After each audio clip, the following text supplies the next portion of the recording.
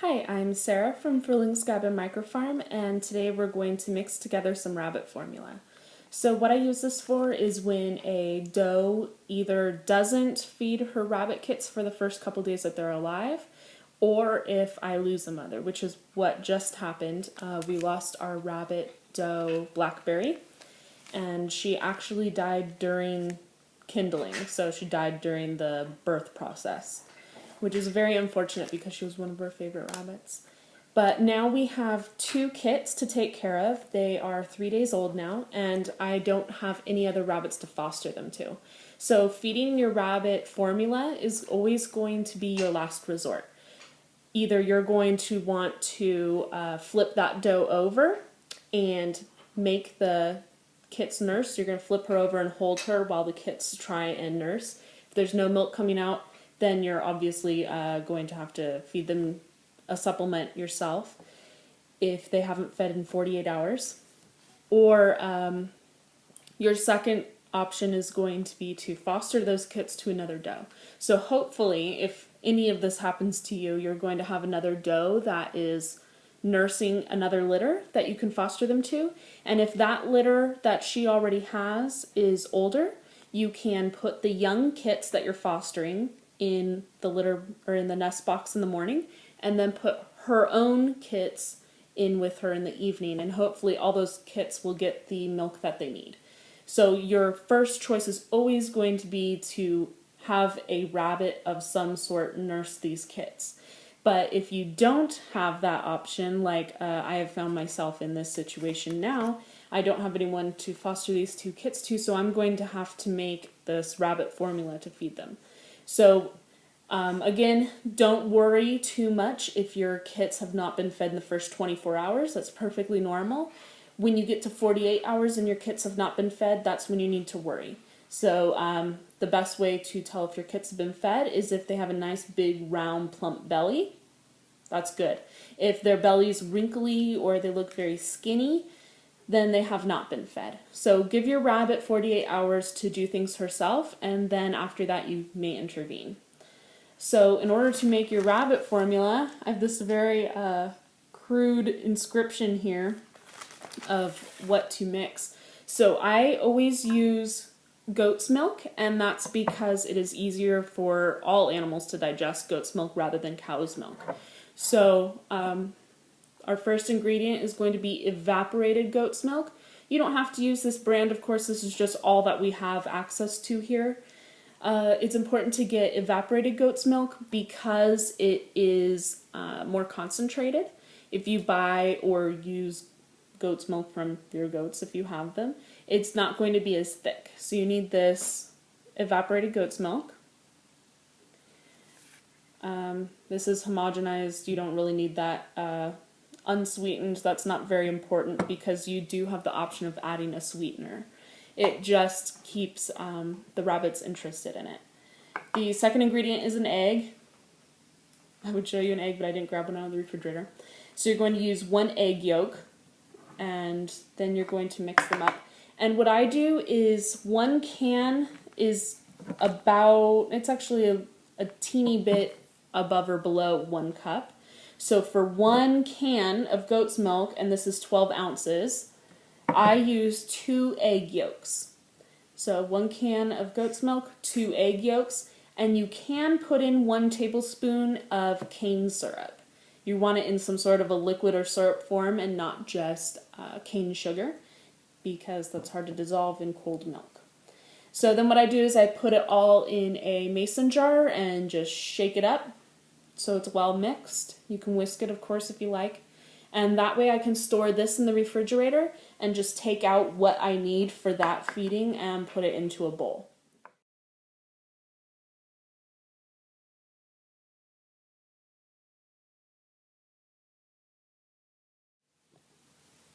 The first thing I do is I lightly boil a pot of water. There's only about a ½ an inch to maybe an inch of water in this small pot.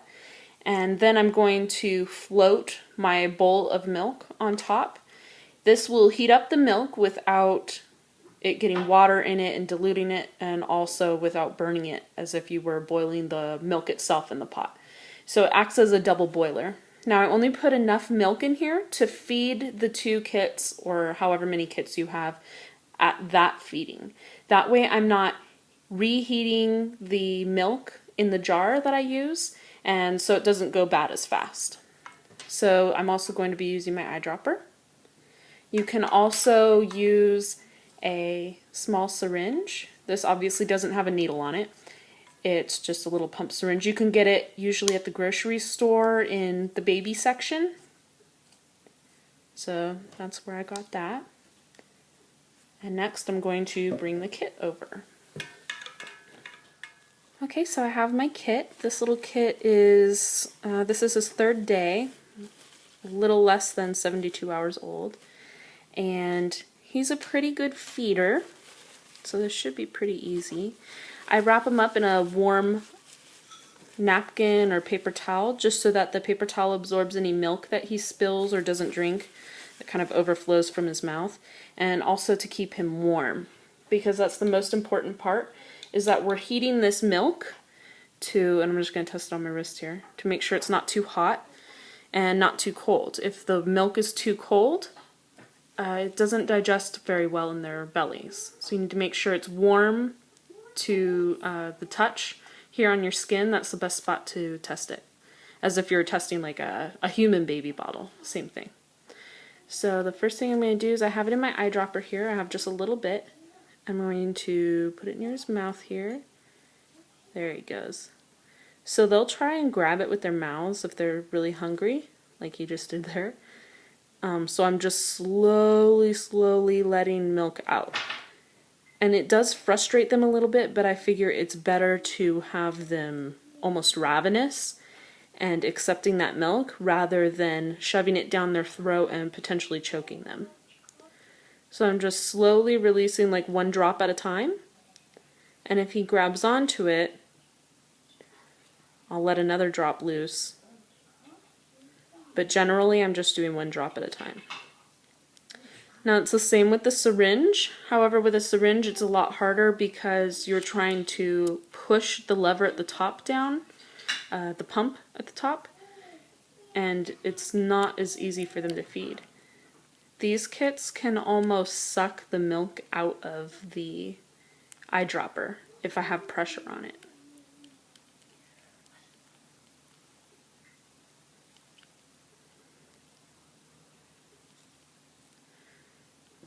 So you can see sometimes they want a little break.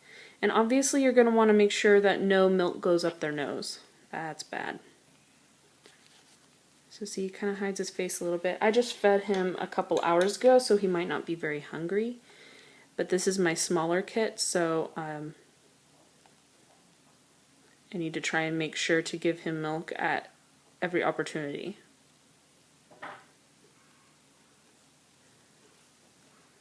They do squirm a bit, but the best way to tell if a rabbit's done is he's kind of doing this, where you're putting milk at his face and he's not really going after it. Sometimes you have to readjust them.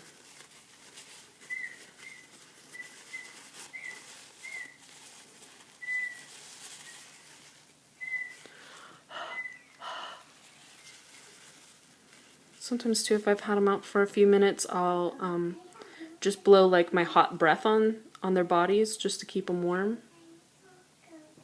It's really important. And the thing with having 2 kits is that they can keep each other warm. With just 1 kit, it wouldn't be as likely that they'd be able to digest this milk, and eventually they would die.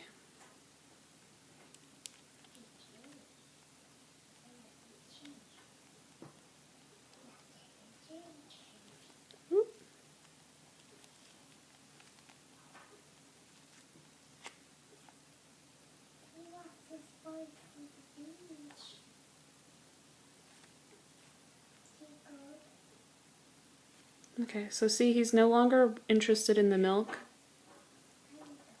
Until I say that, of course.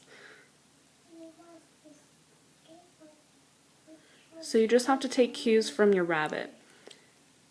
See how he's actively pursuing the milk? He's still hungry. It's when they start turning their face away or putting their heads down, that's when you know they're about finished. So I'm not shoving this in his mouth at all. He's literally latching onto it. So I just have it with the milk at the end here. And once in a while, if he stops drinking, just to make sure that he's not finished, I'll put one drop on his face, just where his lips are.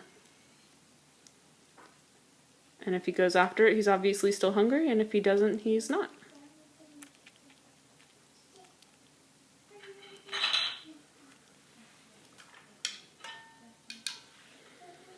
So I have you're going to get messy. I have the pot to the side here, and I'm just sucking up more milk as he drinks it to refill the eyedropper. And then I test it on my wrist real quick.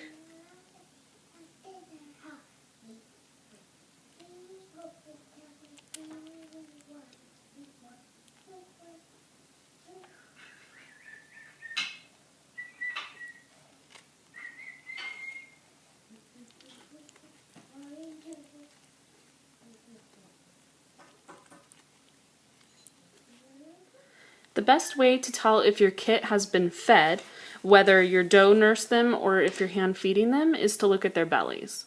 I'm going to try and flip this little guy over. So as you can see, his belly is nice and round. See if I can get a better angle on him here. His belly is nice and plump. If his belly is wrinkly, he's still hungry, so keep feeding or offer the litter to the dough again. So that's how you feed a rabbit kit.